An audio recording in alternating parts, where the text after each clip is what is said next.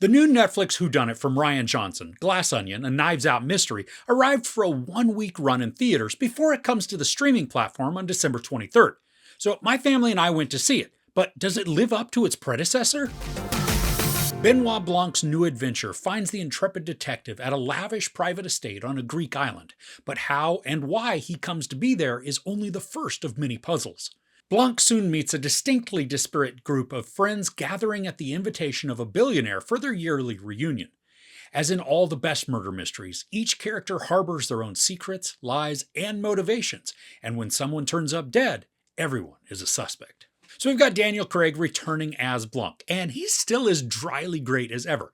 There's a boyishness to some of his performance that makes him such a blast to watch. Like, he just gets giddy when he can figure something out, even though that's exactly what he's excellent at.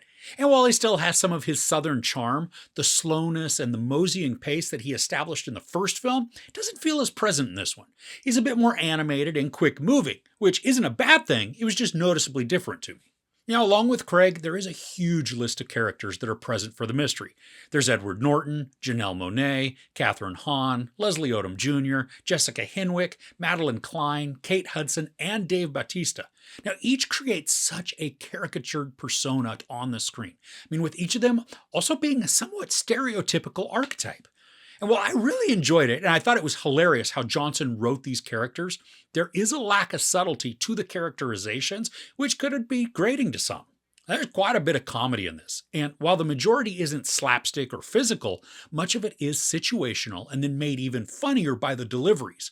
And the actors have some really good timing, and it's coupled with witty dialogue that plays up each character's flaws in a way that they don't seem to notice. Now, the mystery in this is layered, and one portion of it was as clear as day for me, which I was a bit bummed about.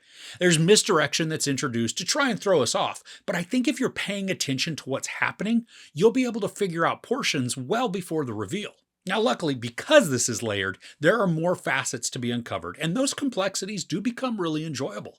We get about halfway into the movie, and then it goes back to show us everything up until that point, but from a completely different angle. And I enjoyed the mystery. I mean, it kept me guessing for a lot of it. Now, I don't think these mysteries are as good as some of Agatha Christie's, but Rian Johnson does craft a fun story that's full of twist and intrigue. Now, the setting of the film at this private island estate is beautiful and massive. It screams of opulence, and in a way, I think it's making fun of the uber-rich and their insane getaways. There's a line that Edward Norton says about his car, and it talks about there being no roads on the island. But he's incredulous when he says it, like the person who is asked about the car's location is an absolute idiot, even though it's very clear that Norton is the one who's just grossly out of touch. Now, there are small things like this sprinkled throughout which create a lot of chuckles, and I think they can resonate with a lot of people as we just witness a growing divide between the haves and the have-nots. And don't get me wrong here, this isn't a film with just a blatant social commentary message that's woven throughout. There are just elements that are easy to poke fun at, and Johnson takes advantage. This movie's a bit of a long one at 2 hours and 20 minutes, and while I'm not opposed to longer stories, especially when the content can support it, this one did have a few moments where I was noticing the time. And most of that came when the story went back on itself to show us the different angle, because we'd already seen some of this. There was also just this certain amount of repetition to it, even if it was only perceived as repetition too.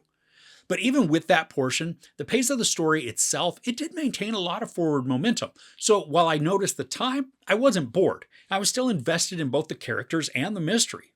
Now, there's a part in the reveal of the mystery that did bother me, but because I saw it in the theater, I couldn't rewind to check if I was remembering wrong or if I had heard something incorrectly. But from my memory, there was an element that created a large hole in the story. Now, I am going to lean more towards believing that I'm getting a tiny piece mixed up, which is then creating that hole. Now, I know that's incredibly vague, but obviously I'm just not going to spoil the story or the mystery. I'm just going to have to revisit it when it arrives on Netflix. But I am curious, though, if you've seen it already, was there a portion that felt kind of odd to you too? So for me, Glass Onion is a worthy sequel to Knives Out, but the mystery, it isn't as good as the original. There's more comedy in this one, and again, Rian Johnson chooses to poke fun at how out of touch with reality the rich can be, even when embroiled in murder. And the characters are blown up to be exaggerations, which I thought was enjoyable, and some get to steal their scenes because of the dialogue and the way they deliver their lines.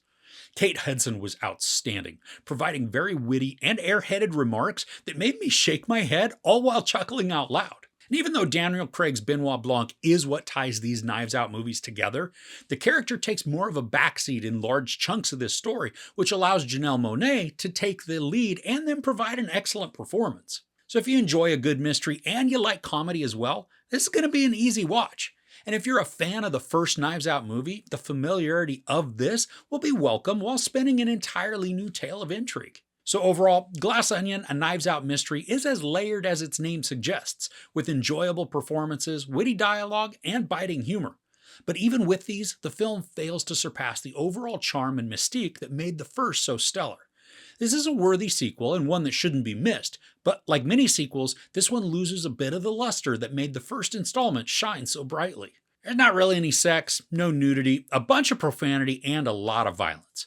I give Glass Onion, a Knives Out mystery, 4 out of 5 couches. So do you enjoy mysteries? Do you have a favorite one? I'd love to hear what it is in the comments below. If you enjoyed this review, please give it a like. Also, don't forget to share and subscribe. I'm Chris. This is Movies and Munchies. Thanks for couching with me.